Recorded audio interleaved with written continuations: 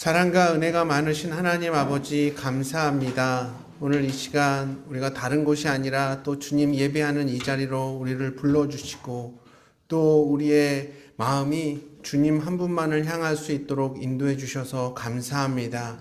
우리가 어떠한 모양, 어떠한 마음으로 이 자리에 왔던지 이 예배 시간만큼은 우리 주님 함께, 주님 앞에 온전히 예배하는 우리 모든 심령들 될 수 있도록 주님 인도하여 주시옵소서.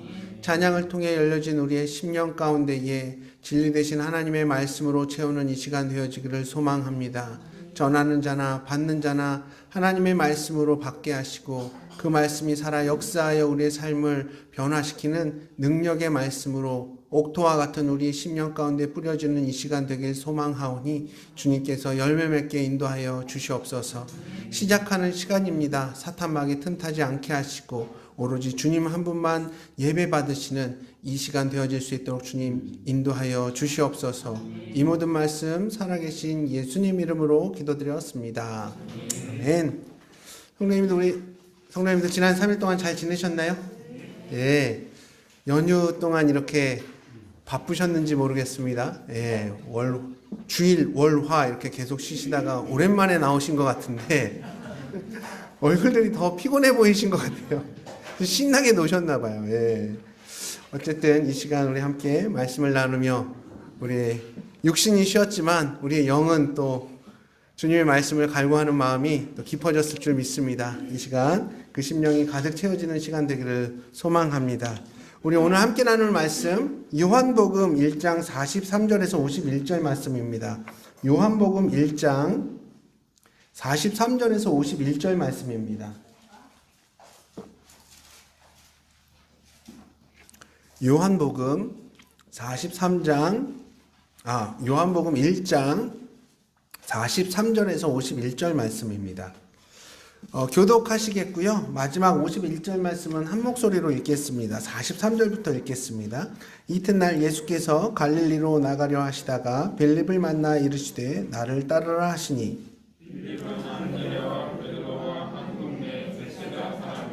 빌립이 나다나엘을 찾아 이르되 모세가 율법에 기록하였고 여러 선지자가 기록한 그 일을 우리가 만났으니 요셉의 아들 나사렛 예수니라.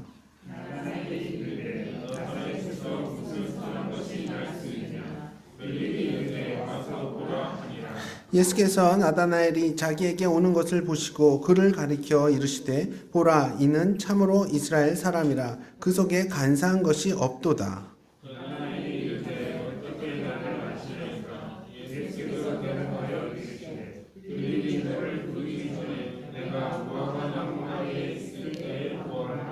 나다나엘이 대답하되 랍비여 당신은 하나님의 아들이시오 당신은 이스라엘의 임금이로소이다.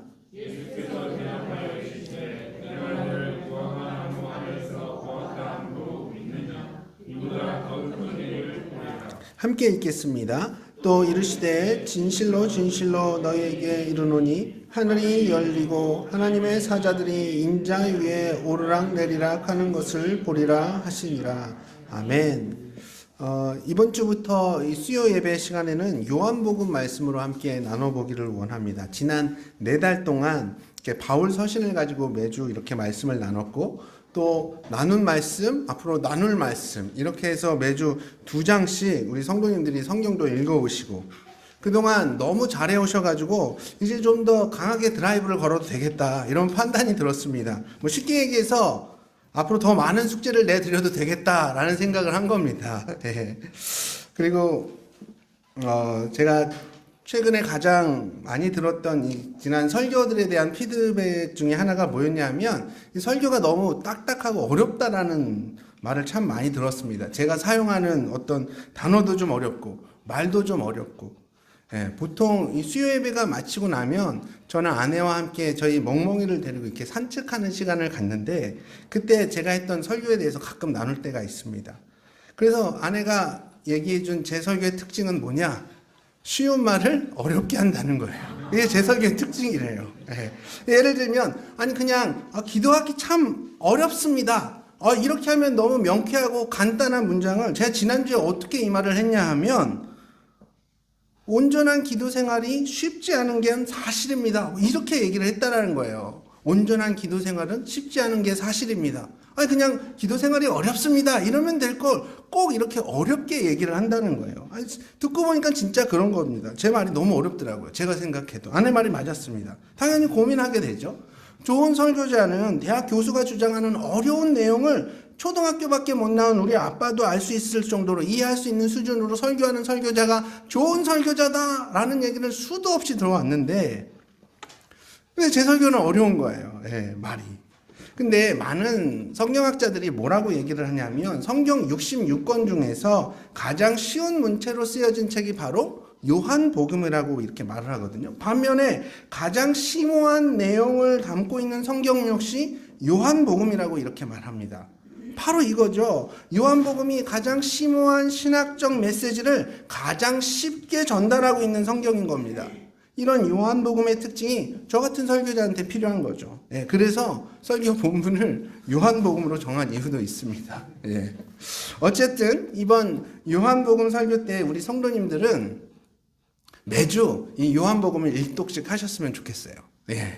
갑자기 숙제 양이 너무 많아졌습니까? 한 주에 거의 뭐 2장, 3장씩 읽었는데 이번에는 이제 하루에 3장 정도 읽으시면 일주일이면 이렇게 요한복음 1독이 되시거든요. 아마 시리즈가 한 10편에서 한 15편 정도 할 것 같은데 10독에서 15독 하시는 겁니다. 요한복음 박사 되시겠죠? 그래서 매일 3장씩 그래서 일주일에 1독씩 이렇게 요한복음을 읽어오시면 좋을 것 같고, 그건 이제 다음 주부터 테스트 하겠습니다. 요한복음 읽어오신 분, 안 읽어오신 분. 그래서 사실 분량을 정하는 것도 좀 고민이 있긴 했지만, 하루에 3장이 그렇게 많은 시간을 요구하지 않거든요. 한 15분 정도만 이렇게 투자를 하시면 충분히 일주일에 1독 가능하십니다. 여러분들 조금 더 힘을 내시고 말씀을 더 많이 읽으시면 좋을 것 같습니다. 일단 이 요한복음은 신약성경 가운데서 예수님의 일대기에 대해 기록하고 있는 복음서에 속해 있습니다. 그래서 굳이 구별하자면 이 복음서는 역사서로 이렇게 구분을 할 수가 있거든요. 복음서는 서로 다른 4개의 관점으로 예수님의 일생을 관찰하고 기록한 책입니다. 마태는 마태복음을 쓰면서 왕으로 오신 예수님에 대해서, 마가는 종으로 오신 예수님을, 누가는 인간으로 오신 예수님이란 각각 다른 렌즈를 통해 예수님을 바라보면서 그분의 일대기를 썼습니다. 특히 요한복음은 예수님은 하나님의 아들이라는 이 신학적 관점에서 쓰여졌기 때문에 마태, 마가, 누가와는 또 다른 사건들에 포커스를 맞추면서 그 내용들이 쓰여졌다는 것을 알아두시면 좋을 것 같아요. 쉽게 말하면 마태, 마가, 누가에는 서로 공통된 부분들이 참 많이 나오는데 요한복음에는 그 공통된 부분보다 요한복음에서만 얘기하고 있는 그런 사건들이 훨씬 더 많이 나온다는 얘기입니다. 그래서 마태, 마가, 누가 이 3가지의 복음서를 공간, 같은 관점으로 바라봤다라는 의미로 공관복음이라고 이렇게 부르고요. 요한복음은 제4복음서라는 이름으로 이렇게 학계에서는 각각 불려지고 있습니다. 그리고 요한복음은 4복음서 중에서 가장 늦게 쓰여졌거든요. 마가복음이 제일 먼저 쓰여졌어요. 그래서 마가복음을 가지고 보면서 마태와 누가가 각자의 복음서를 기록했고, 제일 마지막 AD 한 80년경에 요한은 마가복음, 누가복음, 마태복음을 참고해서 또 요한복음을 또 각자의 그 자신의 그런 영감에 따라서 기록했다라고 보시면 됩니다. 그 당시, 그러니까 요한복음이 쓰여질 당시 교회는 역사상 가장 심한 핍박을 받고 있는 상황이었고, 그 당시 성도들은 그 어떤 강한 믿음의 도전이 필요했던 상황이었어요. 매일의 삶 속에서 배교에 대한 유혹들이 그들을 흔들었고, 또 하루에 몇 명씩 막 다시 유대교로, 이방 종교로 떠나가는 사람들이 속출하고 있었죠. 그들을 향해 산전수전, 아니 공중전까지 다 겪어낸 사도 요한이 성도들을 위해 글을 썼습니다. 오늘은 그 첫 번째 시간으로 편견 속에 살아가는 이 나다나엘과 예수님과의 대화를 잠시 묵상해 보기를 원하는데요. 우리가 이 땅 가운데 살아가다 보면 나도 모르는 사이에 내 안에 어떤 편견이라는 게 생기기 마련입니다. 한국에 나와 있는 외국인 노동자들을 바라보면 당연히 한국말이 서툴 거라는 편견을 갖고 있죠. 어떤 이가 타고 다니는 차가 경차예요. 그러면 그 사람 당연히 가난할 것이라는 편견을 갖고 있습니다. 심지어 격언 중에 그 부모를 알면 자식을 안다는, 그 부모를 보면 자식을 안다는, 그것도 어떻게 보면 편견이죠. 미국 31대 부통령인 찰스 커티스는 자신의 어머니가 인디언계였기 때문에 그의 정치 생활 내내 편견으로 많은 어려움을 겪었던 사람 중에 한 명입니다. 그가 이런 말을 했어요. 그 어떤 편견도 없이 공평할 수 있는 길은 딱 두 가지뿐입니다. 하나는 아주 무식한 거고 나머지 하나는 아주 무관심한 겁니다. 따라서 편견과 선입견은 우리가 피해야 할 것이 아니라 잘 관리해야 될 것입니다 라는 말을 했어요. 이 말이 뭐냐 하면 선입견, 편견 이거 우리 삶 가운데에서 없을 수 없다는 겁니다. 계속 생기게 되는 거니까 아예 없앨 수는 없고 그저 잘 관리를 해야 된다는 거예요. 사실 편견이나 선입견은 내 지식이나 경험에 의해서 만들어지는 건데요. 살면서 우리의 지식은 계속 늘어날 수밖에 없고 그 가운데 늘 판단하게 되잖아요. 근데 어떻게 편견이나 선입견으로부터 우리가 완전히 자유로울 수가 있겠습니까? 서울대 나왔다고 하면 왠지 더 그 말에 신뢰가 가고 벤츠 타고 온 사람이 투자 설명회를 하면 그 투자에 내가 더 귀가 솔깃해지는데 사실 이런 선입관 때문에 그 사람 말을 더 신뢰하고 그 사람의 투자를 더 확실한 것으로 인식한다면 그건 편견이나 선입견을 내가 지금 잘못 관리하고 있는 거죠. 보수주의자는 진보주의자에 대한 편견을 가지고 있고 성침에서 섬겼던 성도들은 장로교에 대한 편견을 가지고 있습니다. 근데 우리가 가지고 있는 이런 편견을 절대화하거나 이것으로 다른 쪽에 있는 사람의 가치를 이렇게 낮게 판단하는 것은 굉장히 위험한 일이에요. 물론 다른 한편으로 보면 이런 편견과 선입견은 내가 알고 있는 것에 대한 확신이나 소신을 의미하기도 합니다. 하지만 내 선입관이 실제와 다를 수 있는 가능성은 아주 높다는 걸 우리가 알고 있어야 돼요. 그래서 거기에 의존해서 모든 것을 판단하거나 그것을 기준으로 삼고 행동해서는 안 된다는 것을 반드시 기억해야 됩니다. 보십시오. 물론 성서침례교회는 복음이 확실합니다. 복음을 가장 강조합니다. 그렇다고 해서 장로교회 복음이 아예 없느냐? 그렇지 않다는 겁니다. 한덕수는 나라 살리는 무조건 좋은 사람이고 이재명은 나라 죽이는 무조건 도둑놈이냐? 그렇지 않다는 거예요. 내가 모르는 한덕수의 이재명의 삶의 모습들이 더 많이 있다는 걸 우리는 기억해야 합니다. 성경에 나오는 사람 중에서도 이런 편견으로 유명한 사람이 하나 있는데요. 바로 나다나엘이라는 사람입니다. 오늘 본문 내용을 잠시 정리를 해보면 안드레, 베드로와 같은 동네에 살던 빌립은 예수님이 정말 메시아라는 사실을 알고 믿게 됩니다. 빌립은 이 엄청난 사실을 가장 먼저 나다나엘에게 찾아가서 알려요. 모세가 율법에 기록했고 여러 선지자가 기록한 그 일을 우리가 만났으니 요셉의 아들 나사렛 예수니라. 이렇게 설명했더니 나다나엘이 뭐라고 대답하냐면 아니 나사렛에서 무슨 선한 것이 날 수 있어. 그러니까 이스라엘은 크게 세 부분으로 세 지역으로 나누거든요. 가장 밑이 유대 지역이에요. 그리고 중간이 사마리아 지역, 그리고 가장 위쪽이 갈릴리 지역입니다. 예루살렘이 속해 있는 이 유대 지역 사람들은 사마리아 사람들은 아예 사람으로 취급하지도 않았고 이 갈릴리 지역 사람들은 굉장히 또 무시했습니다. 그 당시 유대인들에게는 이 갈릴리 지역 굉장히 낙후된 지역이었고 못 사는 지역이라는 선입견이 있었던 거예요. 근데 더 웃긴 건 뭐냐면 이 갈릴리 지역 내에서도 지역마다 네가 더 잘났네 내가 더 잘났네 하는 텃세가 있었다는 겁니다. 네, 나다나엘은 베세다 출신이었어요. 갈릴리 호수의 북쪽에 위치해 있었습니다. 그런데 나사렛은 어디에 있었냐? 갈릴리 호수의 북서쪽에 위치한 동네였거든요. 또 이 나사렛 출신들을 향해서는 또 베세다 사람들이 굉장히 무시하는 그런 경향을 보였던 거예요. 지금도 사실 유대인들한테 가서 이렇게 얘기를 하면 노쓰리라는 비하 발언이 있다고 합니다. 노쓰리.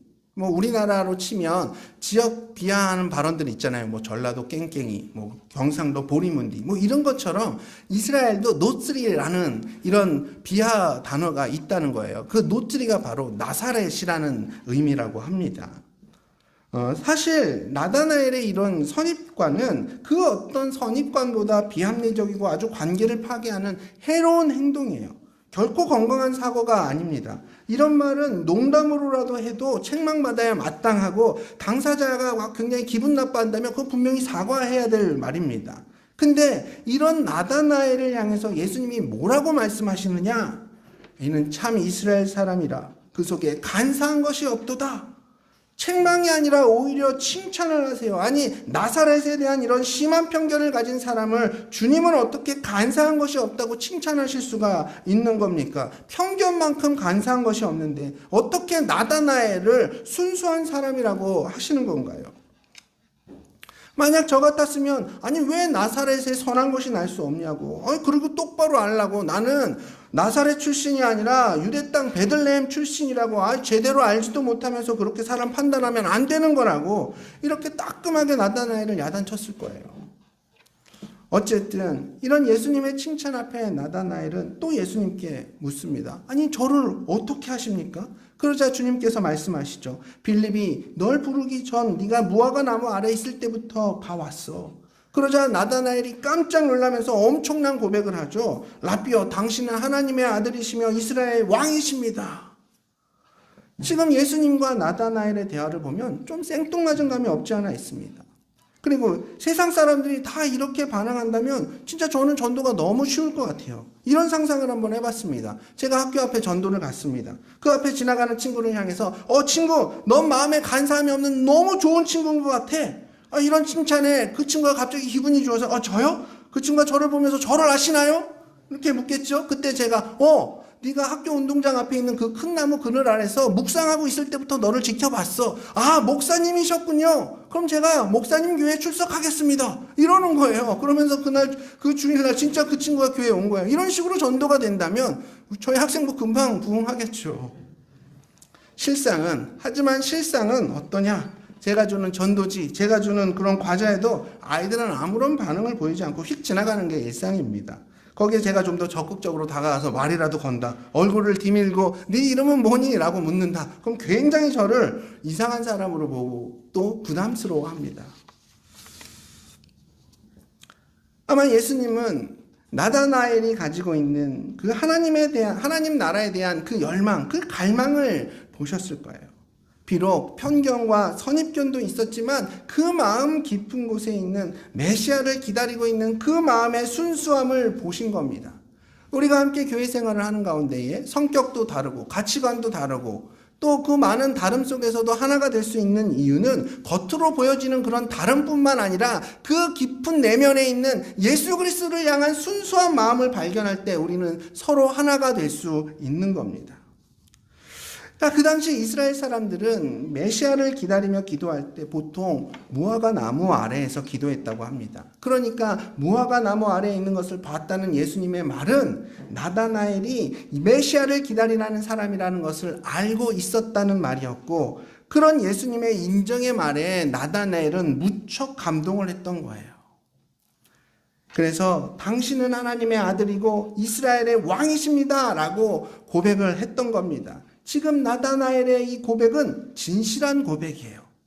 진심의 고백이고 솔직한 고백이죠. 그러나 우리가 여기서 기억해야 할 것은 진실함은 곧 완전함을 의미하는 건 아닙니다. 그리고 그 진실한 고백이 곧 견고하다는 것을 의미하는 것도 아니에요. 이 진실함에는 흔들림이 있을 수도 있고 이해되지 않아서 당혹스러울 수도 있습니다. 그러나 그 안에 뭐가 있느냐? 바로 순수함과 정직함이 있는 거예요. 진실한 고백에는 어떤 완전함과 견고함이 있는 게 아니라 뭐가 있다고요? 순수함과 정직함이 있는 거예요. 목사들의 비윤리적인 기사들이 이렇게 보도될 때마다 나오는 얘기가 뭐냐? 처음부터 그 목사님이 그러지는 않았다는 거예요. 옛날에는 그분이 참 순수했다는 겁니다. 이 말은 뭐예요? 옛날에 그 목사님이 완벽했다? 이런 말은 아닐 거예요. 옛날에는 경험이 없어서 미숙했고 또 지식도 짧았지만 그러나 열정 있고 순수함이라는 게 있었지만 지금은 아는 것도 많고 꽤 노련해지긴 했는데 그 안에 진실하지가 않다는 거예요. 진실함이 없다는 거예요. 그럼 언제 사람이 그렇게 변하게 되는 걸까요? 굳으면 그렇게 되는 거예요. 편리함을 누리는 일에 익숙해져서 내 사고가 굳어지고 정체되면 사람은 순수함과 정직함이 없어지게 됩니다. 대체로 그 사람 안에 간사함이 없다고 말할 때가 언제냐면 그 마음 상태가 딱딱하게 굳어지지 않았고 저 부드러움이 말랑말랑한 상태, 그때를 말하는 거예요. 비록 두려움이 있고 편견과 선입견도 있지만, 그리고 주님에 대한 오해도 또 많이 있지만, 처음 주님을 따르기로 결단했을 때 그들이 원했던 것은 사람들에게 인정받는 것도 아니었고 권력을 차지하는 것도 아니었고 세상의 부귀영화는 더더욱 아니었을 겁니다. 그들은 그저 하나님 나라를 원했고 그분 사역 가운데 쓰임받는 것 자체로 기뻤을 겁니다. 그래서 그 마음 안에는 간사함이 없었던 거죠. 지금 여기 계신 우리 성도님들은 그 마음 가운데의 순수함과 진실함이 있으신가요? 물론 교회 안에서 가끔 나를 알아주지 않아서 서운한 마음이 생기기도 하고 내 마음대로 할 수 없어서 분노하기도 하고 조금 더 나은 곳, 조금 더 편한 곳으로 가고 싶은 유혹에 흔들리기도 하지만 결국 이건 우리 주님이 원하시는 일이 아닐 거야 라는 생각에 다시 내 마음을 다잡고 하나님이 이끄시는 그 사역 속에 묵묵히 헌신하고 계십니까? 예수 믿는 그 길을 여전히 걸어가고 계신가요? 주님은 나다나엘 안에 있는 이런 순수하고 진실한 마음을 보셨고 그 마음을 칭찬하고 계신 거였어요. 주님은 우리에게 어떤 완벽하고 그 어떤 유혹에도 흔들림 없는 크고 온전한 믿음을 요구하시는 것이 아니라 예수 믿은 지 10년, 20년, 아니 50년이 되었어도 그 마음에 처음 가졌던 그 순수하고 진실한 마음이 있냐고 지금 우리에게 묻고 계시는 겁니다. 그러고 나서 예수님은 나다나엘에게 또 이해하기 힘든 말씀을 한 가지 하세요. 우리 50절, 51절 말씀을 한 목소리로 읽겠습니다. 50절, 51절 시작. 또 하늘이 열리고 하나님의 사자들이 인자 위에 오르락내리락 하는 것을 보리라 하십니다. 아멘. 사실 이 구절은 참 난해한 구절이고 그래서 다양한 해석이 있는 구절이기도 합니다. 근데 여기서 우리가 주목해야 할 것은 뭐냐 하면 예수님께서 이 말씀을 그저 나다나엘에게만 하신 말씀이 아니란 거예요. 왜냐하면 헬라어 원어로 보면 지금까지 문장 속에서 주어는 모두 단수였거든요. 2인칭 단수입니다. 근데 유독 이 말씀에서는 주어가 갑자기 복수로 바뀌어요. 2인칭 복수가 사용되거든요. 이게 무슨 말이냐 하면 인자 위에 천사들이 오르락내리락 하는 것을 볼 사람은 나다나엘 뿐만 아니라 주님을 따르는 그리고 앞으로 주님을 따르게 될 모든 제자들을 향해 하신 말씀이란 거예요. 그렇다면 이 환상의 모습은 바로 예수님의 재림을 묘사하고 있는 겁니다. 예수님의 이 말씀은 뭘 그런 걸 가지고 놀라고 그러냐. 난 네가 상상하는 것 이상으로 더 큰 것도 할 수 있거든. 이렇게 막 자신의 능력을 과시하는 말이 아닙니다. 오히려 그 반대죠. 그저 표적에만 의지해서 예수님을 믿지 말라는 말을 하고 계신 거예요. 예수님이 무화과 나무 아래에 있던 나다나엘을 알아본 것보다 더 큰 일을 하실 수도 있는 분인데, 그래서 앞으로 영광스러운 그 재림의 모습도 약속하고 있는데, 너 그거 보고 너의 믿음이 더 커지는 게 아니라 그런 표적을 보지 않고 믿는다면 그 사람의 마음 가운데는 간사함이 없다라는 그 말씀을 하고 계시는 거예요. 사실 이 말씀을 대하면서 전 예수님께서 도마에게 하셨던 말씀이 생각이 났습니다. 부활하신 주님을 보지 못한 도마는 내가 그분 손에 난 못자국에 내 손을 넣어보고 그분 옆구리에 난 창자국에 내 손을 넣어보기 전에는 예수님의 부활을 믿지 않을 거야 라는 선언을 하죠. 그런 도마 앞에 예수님이 나타나셨어요. 그리고 그 못자국과 창자국을 확인한 도마는 부활하신 예수님을 바라보며 무릎 꿇고 이런 고백을 합니다. 나의 주님이시고 나의 하나님이십니다. 그때 예수님이 뭐라고 말씀하셨죠? 나를 본고로 믿느냐? 보지 못하고 믿는 자들은 복되도다. 그렇습니다. 요한복음이 쓰여질 그 당시 오직 하나님의 나라를 갈망하고 다시 오실 주님을 기다리고 있던 순수한 믿음의 사람들은 그 삶 자체가 너무 힘들었고 그 삶의 무게는 너무 무거웠습니다. 지금 우리도 이 땅 가운데 그리스도인으로서 살아가는 게 그리 녹록지는 않지만 그 당시 그리스도인들에 비하면 정말 우리는 아무것도 아닙니다. 그렇게 그들의 믿음은 혼란스러웠습니다. 예수님이 다시 오시는 거 맞아? 지금 우리가 제대로 믿음의 길을 걸어가고 있는 게 맞아? 근데 왜 이렇게 힘든 거지? 약속의 말씀을 들을 때 자꾸 의문이 생기고 예수 믿는 그리스도인으로 사는 게 너무 벅차고 현실이 너무 힘들었기 때문에 그들 마음 가운데는 어떤 생각이 들었겠습니까? 우리 주님을 딱 한 번만이라도 만져보고 싶고 그분이 그냥 내 어깨 한번 토닥거리기만 해주셔도 계속 내가 이 믿음의 길을 걸어갈 수 있겠다는 그런 마음이 들었을 거예요.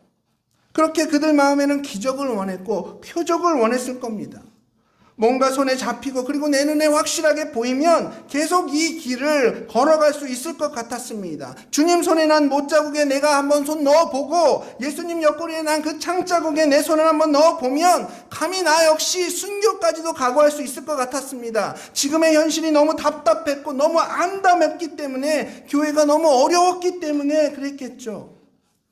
그러나 우리 믿음의 선배 요한은 그런 그들에게 무슨 말을 해주고 있습니까?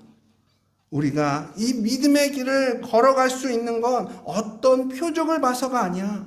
믿음의 고백을 붙잡고 가는 거야.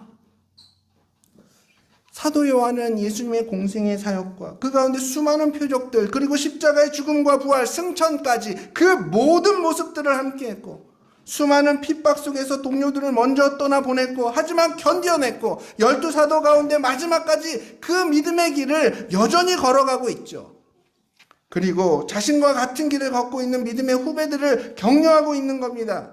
너희들 너무 지금 혼란스럽고 힘든다는 거 내가 다 알아. 근데 지금 우리에게 필요한 건 그 어떤 표적이나 기적이 아니냐. 보지 않고도 믿는 것이 어쩌면 진짜 믿음인 거지. 우리 힘을 내자. 주님 약속대로 반드시 오신다. 바로 우리 이 고백 붙잡고 계속 이 길 가는 거야. 주님은 흔들리는 우리의 마음도 아셨습니다. 그래서 무화과 나무 아래에 있는 것을 보았다는 그 말에 감동해서 당신은 하나님의 아들입니다 라고 고백하고 있는 나다나엘에게 네가 앞으로 더 큰 것을 볼 것이니 흔들리지 말고 낙심하지 말고 그 고백 붙들고 가라고 말씀하고 계신 거예요. 나다나엘처럼 저와 우리 성도님들도 틀림없이 보게 될 것입니다. 전사들이 인자 위로 오르락 내리락 하는 것을 보게 될 것이고 예수님의 못자국과 그 창자국 우리도 보게 될 것입니다. 기억하십시오. 그 제자들이 우리 믿음의 선배들이 끝까지 그 믿음의 길을 가서 마침내 순교까지 할 수 있었던 것은 그들이 본 표적 때문이 아니라 인격적인 예수님과의 만남을 통한 그들의 고백 때문이었습니다. 간사함이 없는 순수하고 진실한 그들의 고백이 고난을 통과해 영광에 이르기까지 끝까지 그 길을 갈 수 있도록 한 겁니다. 저도 그렇고 여기 계신 우리 성도님들도 마찬가지예요. 우리 주님 분명히 말씀 속에 살아계시지만 실제로 한번 보고 싶고 만지고 싶고 우리 주님이 지금 내 꿈에라도 나타나셔서 내 손 한 번이라도 잡아주신다면 주님께서 나를 꼭 한번 안아주신다면 직접 내 옆에 오셔서 앞으로 나갈 방향과 그 삶의 모습을 보여주신다면 그 길이 아무리 고생길이고 가난과 기근과 질병 가운데 살아간다 해도 낙심하지 않고 그 길로 계속 걸어갈 수 있을 것 같습니다. 지금 너무 힘든데 너무 불안하고 확신이 서질 않는데 손에 뭐라도 잡히면 눈에 뭔가라도 보이면 견딜 수 있을 것 같은데 근데 오늘 주님은 분명히 우리에게 말씀하십니다. 틀림없이 너 보게 될 거야. 분명히 경험하게 될 거야. 지금의 이 고통과 고난이 왜 내 인생에 필요했었는지 그 과정 속에서 하나님은 내 옆에서 무엇을 하고 계셨는지 앞으로 우린 다 알게 될 것입니다. 그치만 그때까지 그 모든 것을 알게 될 그날까지 흔들림과 두려움 중에도 간사함 없이 진심으로 그분의 길을 따라가야 합니다. 사실 우리가 지금도 이렇게 힘들어하는 이유는 우리가 지금도 이렇게 아파하는 이유는 우리가 진짜 원하는 것이 바로 하나님의 나라이기 때문에 그렇습니다. 세상 것들을 원했더라면, 이 땅에서의 영광을 원했더라면 차라리 이렇게 힘들지 않았을지도 모르겠습니다. 하지만 지금 이렇게 혼란스럽고 당혹스럽고 때론 많이 흔들릴 때도 있는 건 그 가운데서도 우리가 진정으로 원하는 것은 지금 내 눈앞에 보여지는 표적이 아니라 앞으로 우리가 보게 될 하나님의 나라이기 때문입니다. 그렇게 이 고백을 우리가 붙들고 사노라면 때론 혼란스럽기도 하고 넘어지기도 하고, 그리고 어느 때는 일어날 기운조차 없어서 그냥 철퍼덕 주저앉아 있을 때도 있겠지만, 그런데도 이 고백을 붙들고 사노라면 언젠가 저와 우리 성도님들도 인자 위로 천사들이 오르락 내리락 하는 그 영광스러운 주님의 재림의 모습을 보게 될 것입니다. 이 고백 붙잡고 오늘도 내일도 그리고 앞으로 계속 믿음의 길을 걸어가시는 저와 모든 성도님들 되시기를 축복하며 오늘 말씀을 마치겠습니다.